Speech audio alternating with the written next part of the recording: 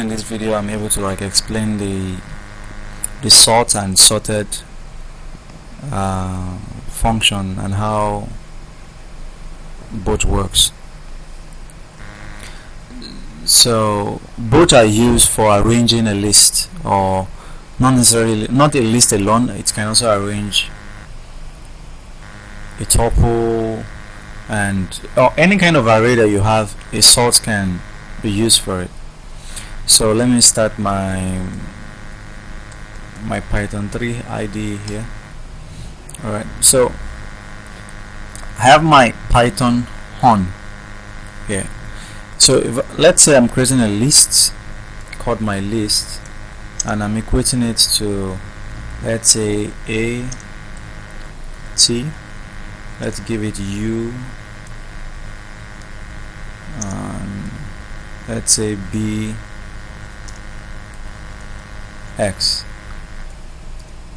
So there's one thing we can do, like I think I've told us before, you can wrap dir around any item or any variable to tell you the list of possible things that we can do.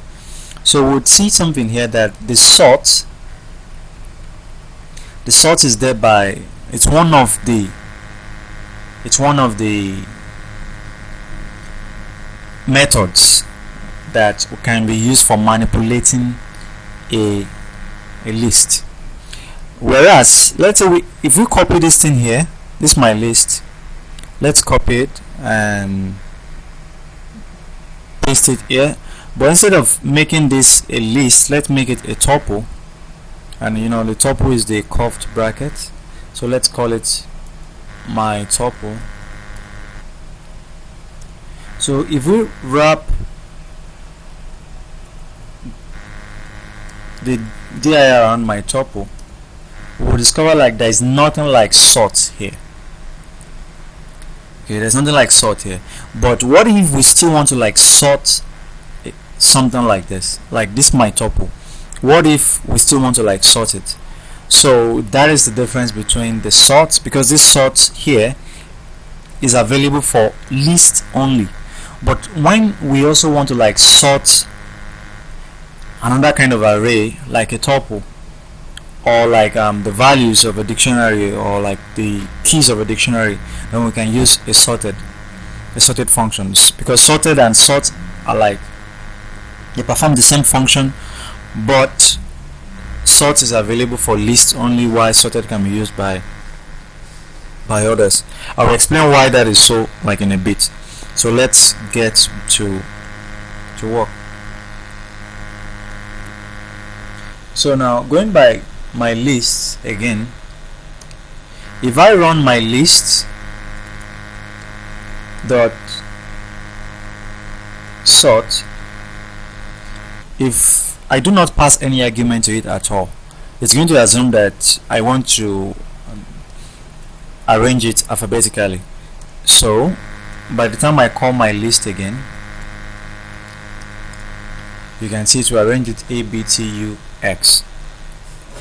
So the reason why this works is because, like I think there was a time in class I explained that lists are mutable, but tuples are immutable.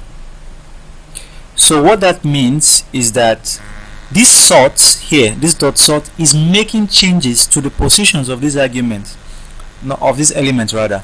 The a, the t, the u, the b, the x, it's making changes to it. So that's why we have it like this. But a tuple is immutable. You cannot change the position of elements in a tuple. You have to remove it, everything, then rearrange it again. You can't just move them from one place to another. Everything has to go out. So that's why it is impossible for us to do that for a tuple. So for this tuple now, okay, this is my tuple. If you try and call a sort on it, we'll get an error. There's nothing like that exists. So let's move on into creating a kind of let's say advanced list that we want to like sort. Let's clear this out. So I'm creating this list now. Let's call it students scores. Okay, so I'm merging it together, the name and the score. Let's say Goke scored 20, Tosin, let's say 50, let's say Femi, let's say 40, Tolu,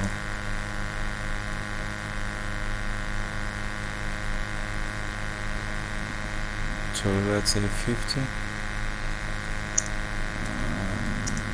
Princeville,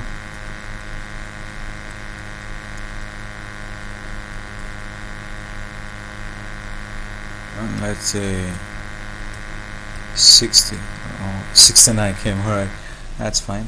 So now we have this student score.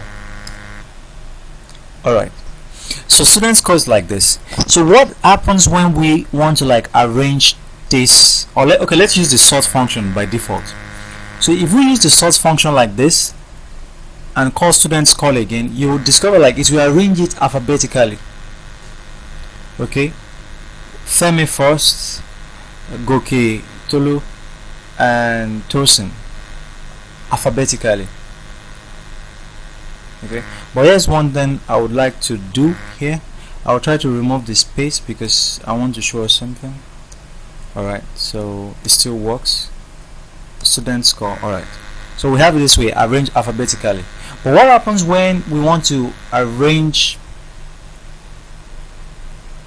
the list based on the score that they have? You know, we have 40, 20, 69, 50, 50. How do we arrange it according to their score?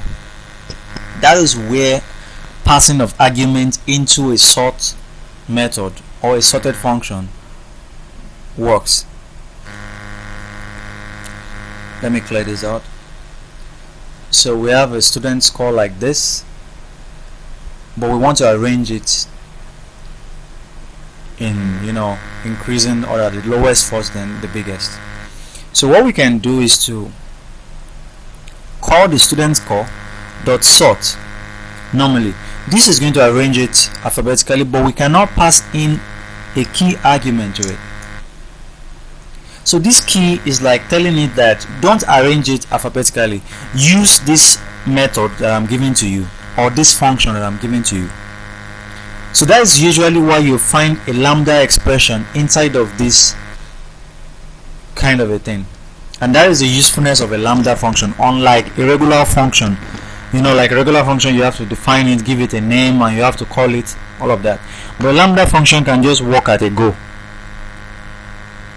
So that's why it's very useful here. So if we call a lambda,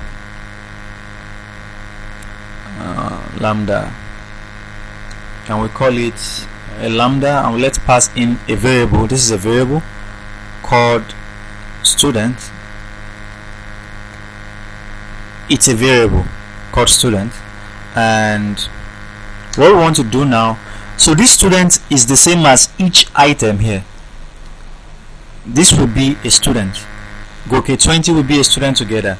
So we are passing this student as an argument to this lambda expression here, and we are now saying that student, okay, dot split, which is a string method, because we are considering individual element here. So dot split, and what do we want to use to split it? I believe we can guess that already. So let's use the colon to split it, and when we split it, it's going to divide this single string into two. That means we're going to have Princeville and we're going to have 69. We're going to have Tolu and we're going to have 50. So what we want to go for inside of this is the position 1, because Femi 40, if we split it, Femi will be in position 0, 40 will be in position 1, Goke will be in position 0, 20 will be in position 1. So that's why we want to use this position 1 as the key for arranging the elements and by default it's going to arrange it in ascending order.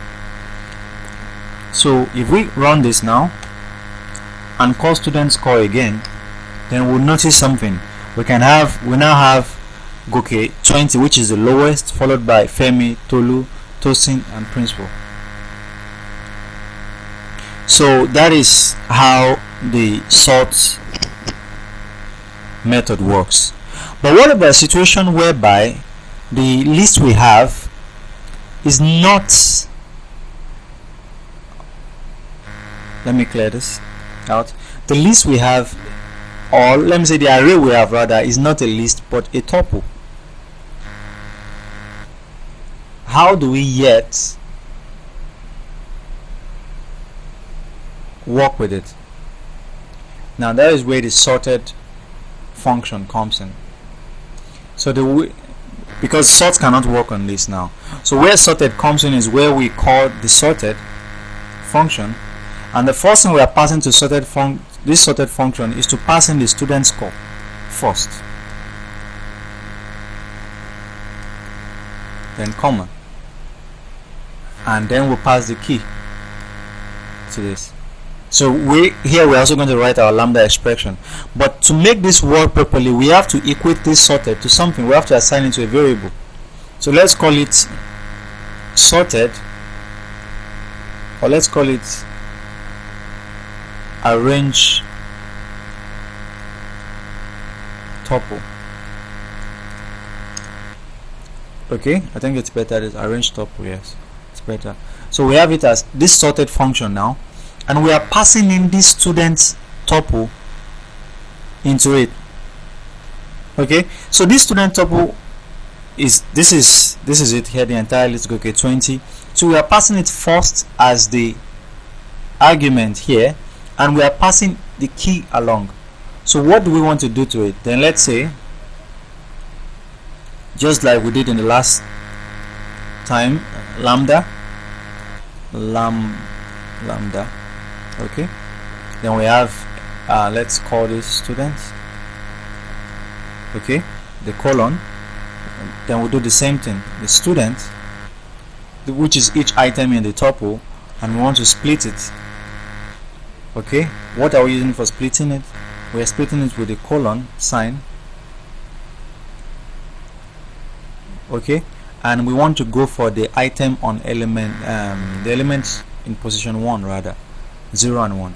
So if we run this and call our arranged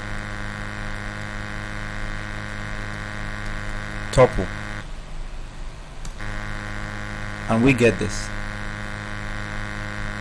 So hopefully with this video I'm able to explain how sort and sorted works.